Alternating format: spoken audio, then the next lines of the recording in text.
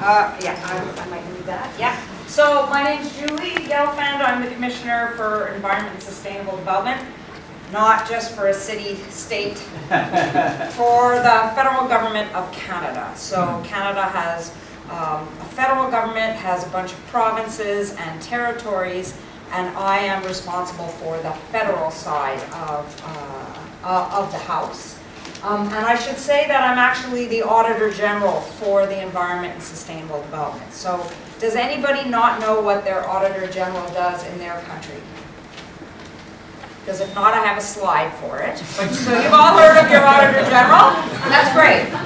So I am the Auditor General. I have a different name, but I'm the Auditor General for Canada. And this is a bit of data about my office and who we are.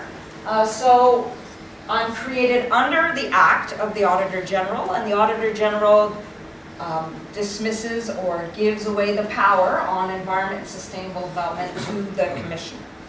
The position was created in 1995, so a couple of years after Bob, and I'm appointed by the Auditor General, so not by Parliament. He is appointed, he or she is appointed by Parliament.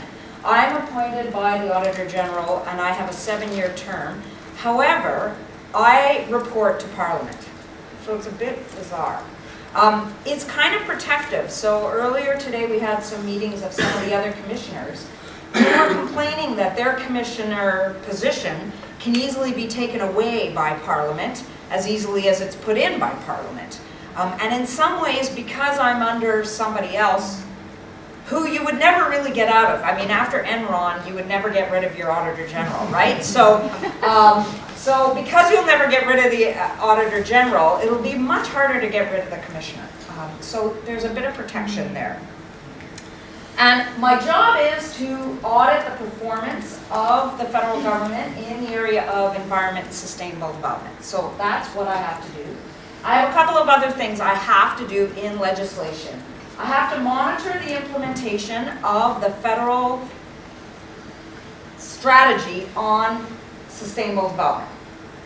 Okay, the federal strategy on sustainable development right now consists of each department sending into the center all the good things that they're doing in the area of environmental protection.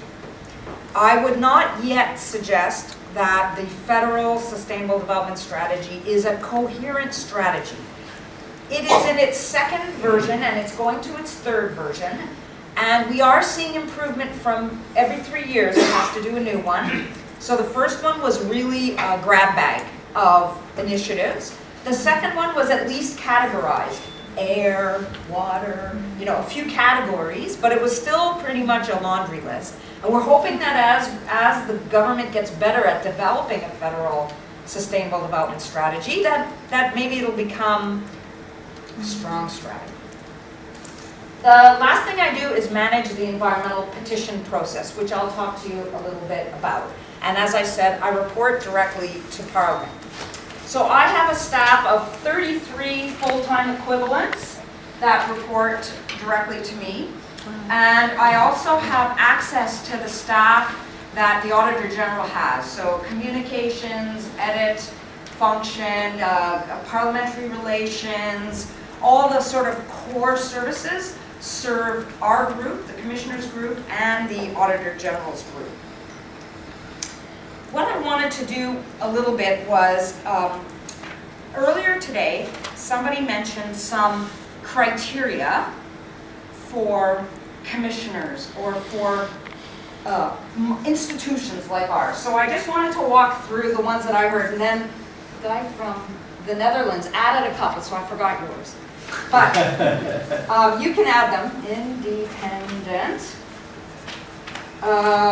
well-resourced. Now, my staff would say we're not well-resourced, but compared to many of the other commissioners, that's definitely a tick box. Independent, we are the audit office, so we're not part of government, so I think we've got that ticked off. Transparent, so we report to Parliament. Transparent, so that one is good, ticked off. Legitimate, I do wonder if it's legitimate. So what I've heard in the past around legitimacy is that the commissioner position should be established by Parliament. So maybe I'm not quite 100% legitimate, but close. Okay, access to information. So because I'm in the audit office, I have, just like the Auditor General, access to all the information I need from the departments. They don't actually have the right to not give us information unless it's considered cabinet confidence. So that one we've got. This one I'll give myself a half. And then accessible. And I wanted to show you a bit later, which I still will do, the petitions process. So overall, I think we're doing pretty good in terms of a model institution. The other thing I wanted to do was to compare the Wales goals, the well-being goals from this new act, which I think is great, and to tell you a little bit about the definition of sustainable development in the act that created my position. So, it talks about the commissioner has to provide sustainable development monitoring and reporting on the progress of federal departments towards sustainable development, which is a continuously evolving concept, which may be achieved by, among other things, and here's the list. So integration of environment and economy. Okay, so Wales has prosperous Wales. Tick. Protecting the health of Canadians is mine. Health. And you guys have a healthier Wales. Protecting ecosystems. You guys have that. A resilient Wales. Tick. Meeting international obligations, which I would argue we're not doing such a great job. Canada, right now, because my last report talked about climate change and whether or not Canada would reach its Copenhagen targets. And I reported, as an auditor, that I do not see how Canada, given its regulatory approach, is going to be able to meet its targets. So the department has said we probably won't meet the targets. The commissioner has said we probably won't meet the targets. And we have, how many years till 2020? 5 years. Hope springs eternal. We're hoping. Okay, we have to promote equity. So this is still in my definition of sustainable development. That is in my act. I have to prevent pollution, or the concept of sustainable development, which I would say is kind of linked to the ecosystems, and you have that. The equity one, you have a more equal Wales. So that's awesome. There's another one that's really complicated. I left it out. And then finally, there's one. This is the most interesting one to me. Respect for nature. Okay, and in the same sentence, and the needs of future generations. Of FGs. Okay, so first of all, it's kind of weird that it's together. Respect for nature and future generations. I just find that kind of interesting, that it wasn't separated, that it was put together. Nothing else here is put together, but the respect for nature and the needs of future generations put together. I can't answer why. This was done by my parliamentarians.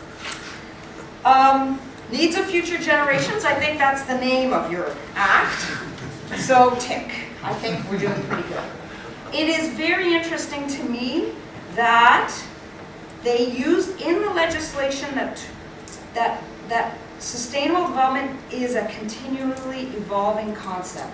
And I wanted to link this to what Juliet talked about earlier today, which is the framing of sustainable development. So in Canada, there's quite a debate. When you talk about sustainable development, what does it mean? Jesus, it means everything. The Auditor General could say, well, you got to audit everything, because it means everything. And I'm like, yeah, sort of, it does. And so then he doesn't understand. He says, I'm an accountant. What does it mean, everything? And I'm like, sort of, it means everything. But the framing of the concept in the word, using the words future generations, I actually think means more to people than this term that was coined in 1985 by Madam Brundtland. It was a great idea, and I still believe in it. It's just the framing of it I'm not sure is working, at least in my country. And when I start talking now about meeting the needs of future generations, most people can get that better than they can get sustainable development. So I thought, for those of you who haven't got a commissioner, don't call it the Commissioner of Environment and Sustainable Development, call it the Commissioner for Future Generations, because I think people will understand it better. Okay, a couple last things before I'm done. I wanted to tell you that in Canada we have two other commissioners. One in Ontario, which is a big province, has 6 million people. We have 33, so it's pretty big. And that commissioner is not in the audit office. The title is Environment Commissioner of Ontario. Then we have another commissioner in Quebec, the Environment Commissioner of Quebec, in the audit office. So in Canada, 3 commissioners that have environment in their title, 2 are in the Auditor General office, 1 is not. There are advantages and disadvantages to being in the audit office. One is I get to use all the resources of the center, so I don't have to create my own. I've got all this central pool. That's a great advantage. The other advantage is when I do release a report to Parliament, nobody can say, well, that's your opinion. It's just the opinion of the Environment Commissioner, which is what happens in Ontario all the time.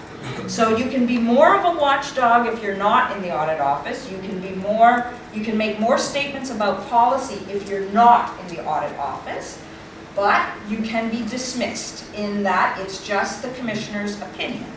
Whereas when I come out and say Canada is likely not to make their climate change commitments, I have tons of data, tons of facts. The department has stamped it, yes, this is correct. The information here is factual. It's an Auditor General that's saying it. Therefore, not as easy to dismiss. So that's the advantage of being in the audit office. Okay, last thing, and I have no idea how I'm doing for time, so just let me know. I wanted to tell you a little bit about our petitions process because earlier today, again, we were talking about accessibility and transparency.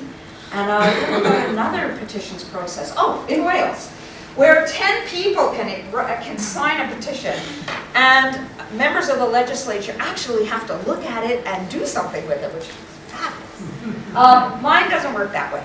One person can send a petition through me, and it's a letter that asks information, but only about environmental issues within the realm of sustainable development to federal ministers. What I do with that petition is I send the letter to the minister, who must reply in 120 days.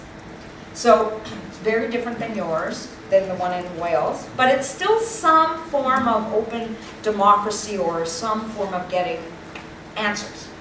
Well, what I think is really interesting is my office has been around for 20 years, and when they used to get the minister's response, my staff would audit against that letter. So the government would say, we're going to do X, Y, and Z to protect the fish in this lake or something like that. And then our staff would audit. Okay, so 3 years later, have they done it? And when they started doing that, the departments quit putting in good answers. They just started answering much simpler and much less precise information, which wasn't a good, you know what they call unintended consequences. It was an unintended consequence. We've got 16 last year. I think we're over 20 or 25 right now. So we get a resident submits a petition, we perform a review, send it off to the minister. The minister must respond within 120 days. And I have no idea if I can click on this, if it's supposed to work. There's supposed to be a tiny little video. So it's there, it's going to work.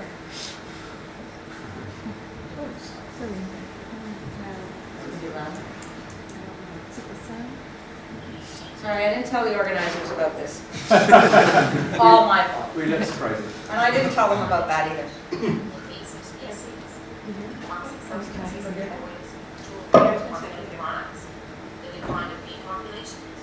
use of pesticides, Is it working? management of cannabis issues. Did you know you can get answers from ministers to environmental questions and concerns?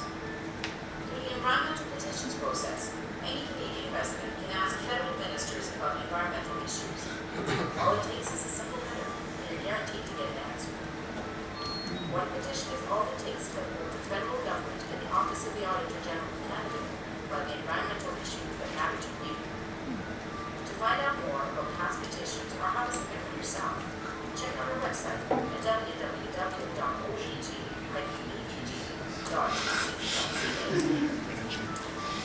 That's it. Thank you very much.